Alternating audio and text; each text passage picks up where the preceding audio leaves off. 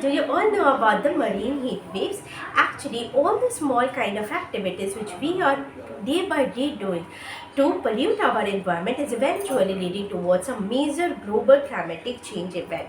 Okay, so there is a surge in the temperature of the marine environment which is happening, and it is eventually leading and eventually is distorting our near future. Okay, so just pause a moment and stay aware about this phenomena of the marine heat waves. Stay tuned to stay aware for this upcoming session. Hello everyone. So today's 20-minute topic discussion is regarding what? Understanding marine heat waves and impact on ocean ecosystem. तो जब भी हम लोग marine heat waves की बातें कर रहे हैं तो इसका क्या मतलब है? Marine is what? It is your accustomed towards your ocean ecosystem. Ocean ecosystem की ही बात कर रहे हैं और heat waves. Heat is what? Heat is what? जब भी आपकी टेम्परेचर बढ़ती है it is denoting what heat या फिर वार्मथ है ना, ये हीट या फिर वार्मथ को डिनोट करती है। और टेम्परेचर क्या होता है? Degree of hotness and coldness determines what? Temperature. और इसका मेजरमेंट कैसे होता है? मेजरमेंट के लिए जो टूल्स यूज किया जाता है उसे हम लोग कहते हैं क्या है? थर्मोमीटर। तो थर्म वर्ड ही आपका जो है किसको डिनोट करता है? टेम्परेचर को। ठीक है जी, इतनी बातें क्लियर है। तो इसका क्रक्स क्या होगा, मतलब जो इस टॉपिक में हमने डिस्कस करना है उसका क्रक्स क्या होगा कि किस तरीके से आपका जो है टेम्परेचर का इंक्रीमेंट होना मराइन इकोसिस्टम में हीट वेव्स लेके आता है और अल्टीमेटली ये किस तरीके से आपके पूरे के पूरे इकोसिस्टम और बायोडाइवर्सिटी को क्या करता है? इम्पैक्ट करता है। ठीक है जी, तो our topic of discussion is what? Marine heat and waves. Waves क्या होती है? आपकी तरंगे। ठीक है, वेव्स क्या होती है? आपकी तरंगे। So MHWs are what? MHWs are defined as periods when the sea surface temperature rise 3 to 4 degrees Celsius above the average for at least 5 consecutive days, and they can last from weeks to months and affect marine ecosystem over larger areas. जिसका क्या मतलब है कि आपके जो सी surface temperature जैसे आपको पता होगा कि आपकी जो ओशन होती है उसके 2 लेयर्स होते हैं, है ना। एक होता है आपका सरफेस ओशियनिक वाटर और एक होता है आपका क्या? Deep oceanic water.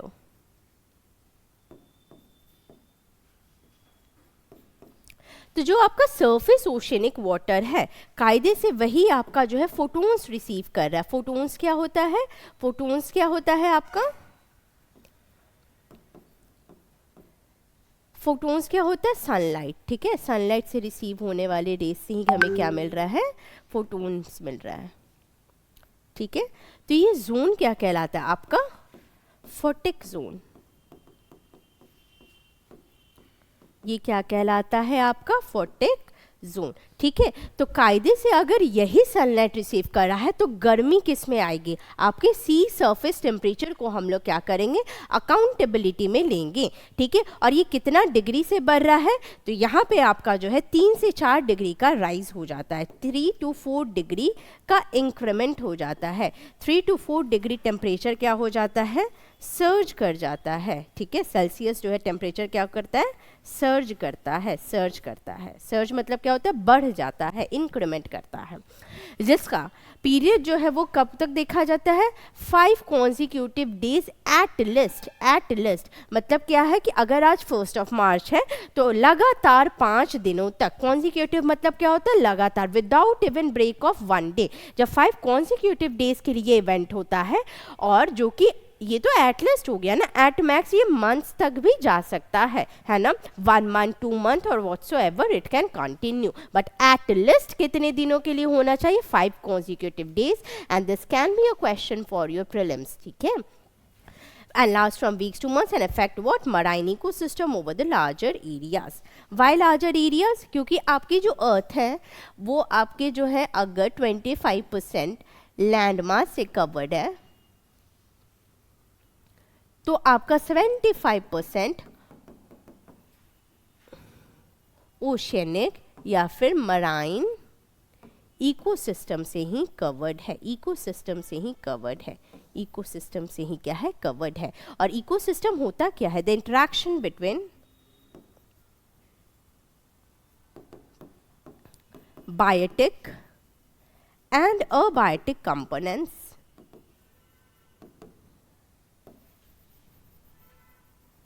Is your what? Ecosystem. ठीक है, ये क्या है आपका इकोसिस्टम है। ठीक है जी, तो आ जाइए टुवर्ड्स अवर नेक्स्ट स्लाइड। तो अब ये तो सही बात है कि आपके जो है मराइन यानी ओशनिक वाटर के टेम्परेचर गए बढ़, बट क्यों, ऐसा क्यों हुआ? तो 87% of MHW are due to your human induced activities, जिसको हम लोग क्या कहते हैं? एंथ्रोपोजेनिक एक्टिविटीज़ कहते हैं, जिसको हम लोग क्या कहते हैं? एंथ्रोपोजेनिक एक्टिविटीज़ कहते हैं। तो एंथ्रोपोजेनिक एक्टिविटीज़ में क्या क्या काउंटेबल होगा? सारे के सारे, है ना। एंथ्रोपोजेनिक एक्टिविटीज़ में क्या हो रहा है? जितनी भी हमने एक्टिविटीज़ कर रखी हैं, जैसे कि डिफॉरेस्टेशन, जैसे कि इंडस्ट्रियलाइजेशन,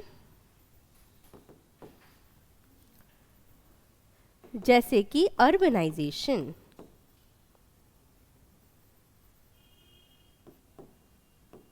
ठीक है। अर्बनाइजेशन में ही आपका क्या आता है? कॉन्क्रीटाइजेशन ऑफ रोड्स, है ना।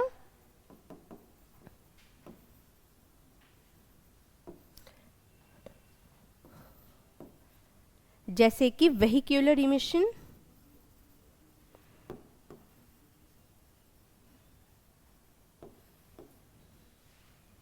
ठीक है। जैसे कि आपके इंडस्ट्रियलाइजेशन में ही आ सकता है ना, थर्मल पावर प्लांट्स का सेटअप होना,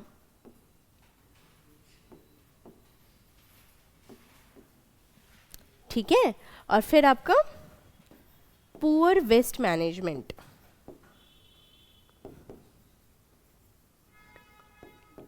ये सारे के सारे आपके क्या है? एंथ्रोपोजेनिक एक्टिविटीज है, जिसके कारण से आप अल्टीमेटली क्या कर रहे हो? ये सब करके ही आप क्या कर रहे हो? पोल्यूशन कर दे रहे हो, है ना। आप ये सारी एक्टिविटीज से क्या कर दे रहे हो? पोल्यूशन कर दे रहे हो। पोल्यूशन क्या होता है? पोल्यूटेंट्स का ही इमिशन कहलाता है आपका क्या? पोल्यूटेंट्स इमिशन फिनोमेना ही क्या है आपका? पोल्यूशन है। क्या है आपका? पोल्यूशन है। तो इससे आप क्या कर दे रहे हो? पोल्यूशन कर दे रहे हो, जो कि अल्टीमेटली क्या रिलीज कर रहा है? Green house gases, green house gases का रिलीज कर रहा है, जिसके कारण क्या हो रहा है? ग्लोबल वार्मिंग हो रहा है। और ग्लोबल वार्मिंग के कारण ही क्या हो रहा है आपका? क्लाइमेटिक चेंज हो रहा है। ठीक है जी, तो ये सारे हो गए क्या आपके एंथ्रोपोजेनिक एक्टिविटीज। फिर आता है आपका ओशन करेंट्स। तो ओशन करेंट्स में क्या है ना, ये क्या करता है कि देखिए मराइन हीट वेव से, मतलब कि वहाँ पे क्या होगी? गर्म आ गई हवाएं, ठीक है। तो वो क्या करेगा? आपके ओशन करेंट्स को भी अल्टीमेटली गर्म करेगा, जो कि वार्म वाटर का ही ट्रांसपोर्टेशन करता है, जिसके कारण से आपका क्या होता है? मराइन हीट वेव्स डेवलप होता है। इसका क्या मतलब है? ये देखिए, जैसे आपके ओशन करेंट्स होते हैं, आपके मैं पैसिफिक ओशन का एग्जाम्पल लेती हूँ, है ना।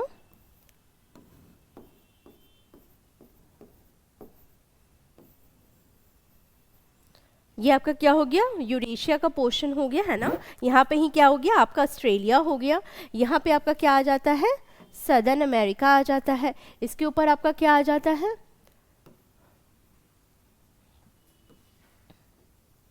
ये पूरा का पूरा आपका क्या है? नॉर्दर्न अमेरिका आ जाता है ना जी। और ये आपका कौन सा ओशन है? पैसिफिक ओशन है, ठीक है। पैसिफिक ओशन है, ठीक है जी।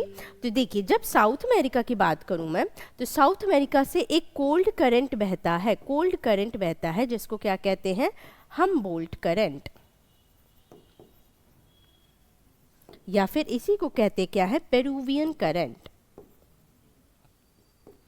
ये जैसे ही ऊपर जाता है तो इसके ऊपर क्या पड़ता है, आपका इक्वेटोरियल जोन है ना जी, इक्वेटोरियल जोन है। और आप सबको पता है कि इक्वेटोरियल जोन में ही मैक्सिमम सन रेज आपके क्या होते हैं, रिसीव होते हैं। हालांकि ये स्टैटिस्टिकल तो नहीं है, बट स्टिल चलो कोई बात नहीं। यहाँ पे क्या है, आपका इक्वेटोरियल जोन है, इक्वेटोरियल जोन है जहाँ से आपका क्या है, मैक्सिमम सन रेज क्या होता है, रिसीव होता है। मैक्सिमम सन रेज रिसीव होने के कारण इसी जोन को क्या कहते हैं, टॉरेट जोन भी कहते हैं। ठीक है जी। तो देखिए जैसे ही यहाँ से करंट ब्लो किया, ये ओशनिक करंट्स है जो कि क्या है, पेरुवियन करंट्स, ये जैसे ही ऊपर जा रहा है, ऊपर जाते जाते जाते जाते ऑफकोर्स ये अपना हीट डिसिपेट करेगा और फिर ये ऊपर आते आते क्या गर्म नहीं हो जाएगा, बिल्कुल हो जाएगा, क्योंकि यहीं पे क्या होता है, इसको इंटेंस सोलर रेडिएशन मिलता है। और हम लोग बात ही किसका कर रहे हैं, सी सर्फेस एरिया का।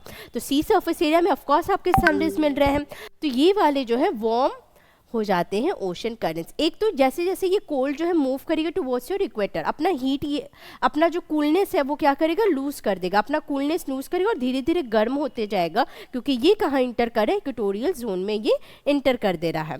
तो यहाँ से जब ये बहेगा, यहाँ से जब ये बहेगा, ठीक है, तो ये ना पूरा का पूरा अपना क्या करेगा, गायर कंप्लीट करता है। ठीक है, ये फ्लो करते करते क्या करेगा, फिर ये नीचे आएगा, ये नीचे होकर के फिर से सदर्न एशिया यानी अंटार्कटिका वाले जोन में जाएगा, और अंटार्कटिका वाला जोन में जाकर के ये अपना क्या करेगा, एक पूरा का पूरा सर्कल कंप्लीट करेगा। तो ये क्या है, आपका पैसिफिक ओशन का गायर है ना।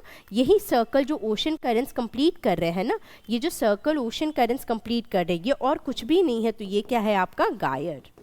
ठीक है जी, ये क्या है आपका गायर। ठीक है, तो ये जैसे ही आपका एक सर्कल कंप्लीट, और सिमिलर एक्शन आपका नर्दर्न एरिया में भी होगा, है ना, नर्दर्न वाले जोन में भी आपका सेम एक्शन चलेगा, बशर्ते ये जो नीचे आ गया ना ऑस्ट्रेलिया तरफ से, ये इंडिया तरफ से ऊपर जा करके घूम जाएगा। ठीक है,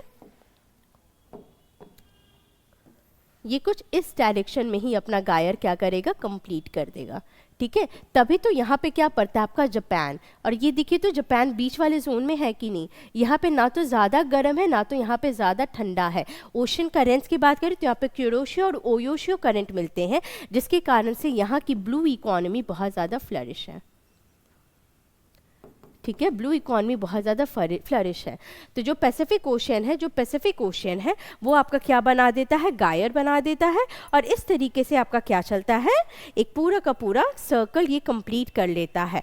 तो यहाँ पे जब भी कोई भी लोकल कैरेक्टरिस्टिक्स है, या तो इंटेंस सोलर रेडिएशन आ जाए, कोई लोकल विंड्स आ जाए, मतलब किसी भी तरीके से अगर यहाँ पे क्लाइमेटिक या फिर ओशनोग्राफी में भी कोई अगर सर्ज होता है 3 to 4 डिग्री का, तो ये भी क्या करेगा, काउंटेबल होगा for your marine heat waves. ठीक है, ओशन करंट्स में क्या आ जाएंगे, मराइन हीट वेव्स आ जाएंगे। Is it clear?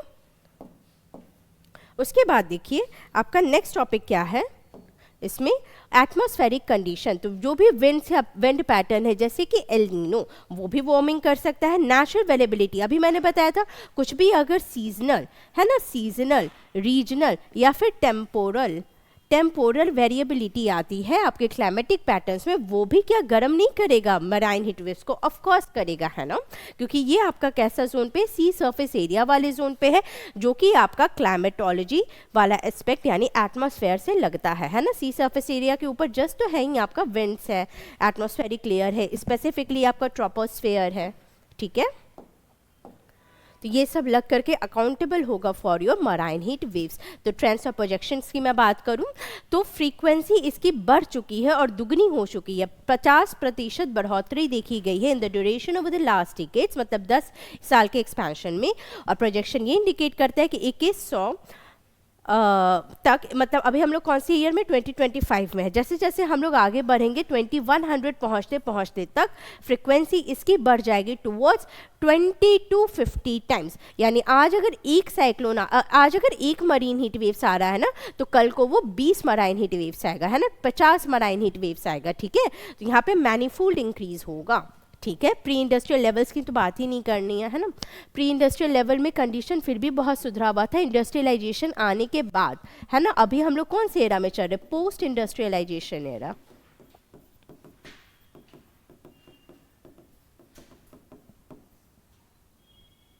और वो भी आपका सबसे पहला जो इंडस्ट्रियलाइजेशन आया था वो 1.0 था, है ना।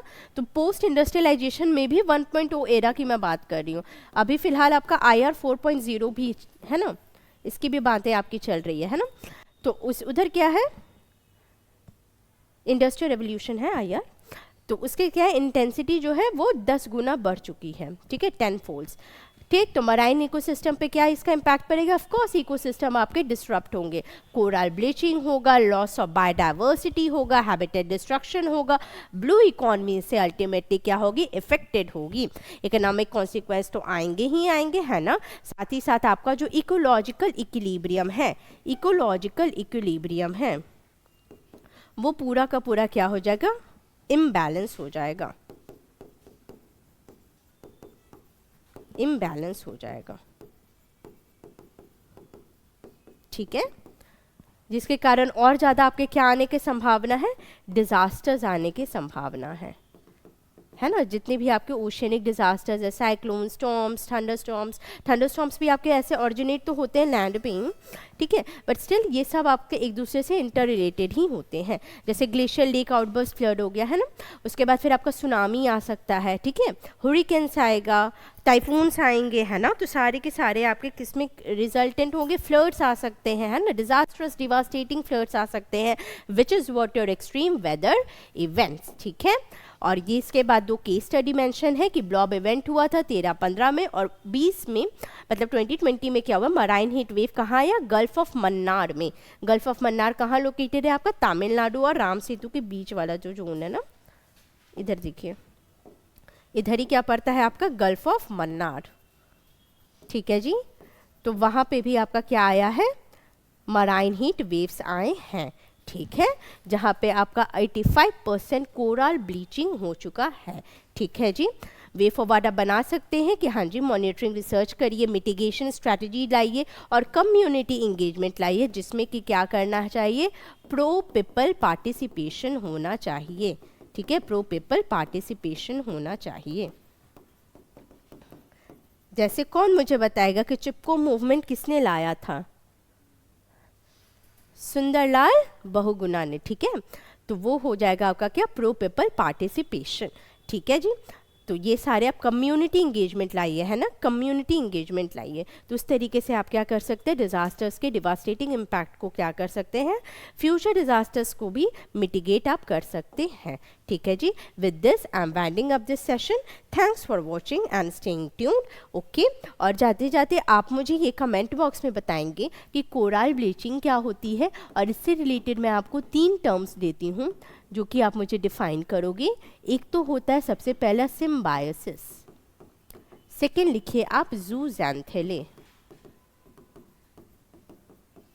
और थर्ड है आपका कोरल पॉलिप्स।